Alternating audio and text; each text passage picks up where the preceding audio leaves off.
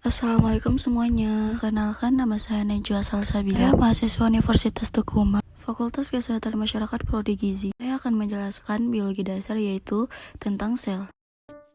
Setiap organisasi tersusun atas satu dari dua jenis sel yang secara struktural berbeda. Kedua jenis sel tersebut adalah sel prokariotik dan sel eukariotik.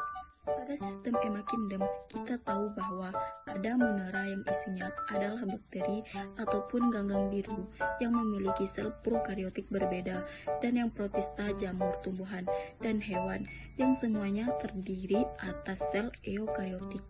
Kita perlu tahu bahwa sel prokariotik itu adalah sel yang memiliki nukleus atau inti sel. Tetapi inti sel itu tidak diselubungi membran inti. Berbeda dengan sel eukariotik.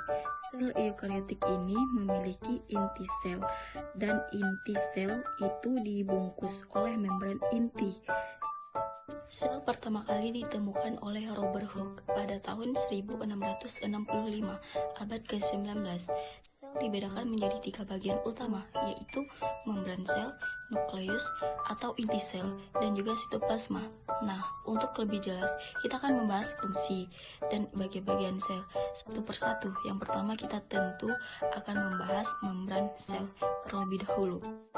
Selaput sel atau membran sel ini merupakan bagian pembungkus sel. Yang paling luar bagian ini berfungsi untuk melakukan pertukaran zat dalam sel. Tentunya juga melindungi seluruh isi sel atau yang disebut dengan motoplasma.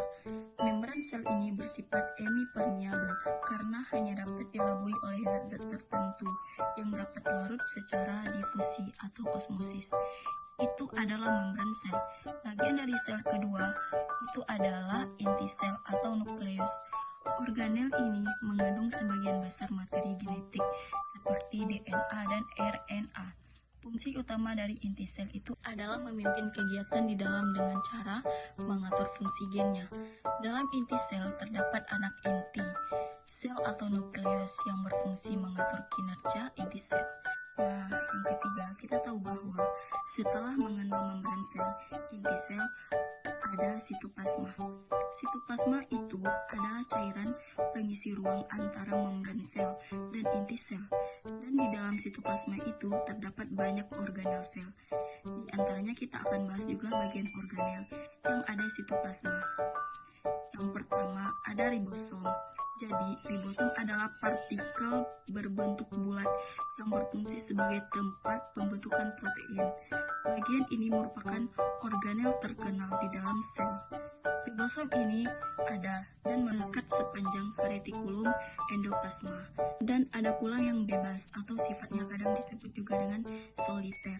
Jadi kan menempel retikulum endoplasma. Apa itu retikulum endoplasma? Retikulum endoplasma merupakan organel yang terdiri atas membran-membran yang tersusun paralel. Terdapat dua jenis retikulum endoplasma, sering juga disebut dengan RE. Jadi kan ada RE kasar atau RE halus. Retikulum endoplasma kasar dan juga retikulum endoplasma halus. Fungsi retikulum endoplasma selain sebagai tempat melekatnya ribosom, juga melakukan sekresi protein dan lemak.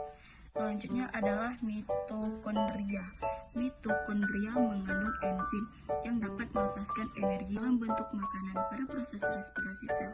Ingat, respirasi sel, sehingga mitokondria sering disebut juga dengan powerhouse atau pabrik energinya. Setiap mitokondria mempunyai dua lapis membrannya, yaitu membran dalam dan membran luar.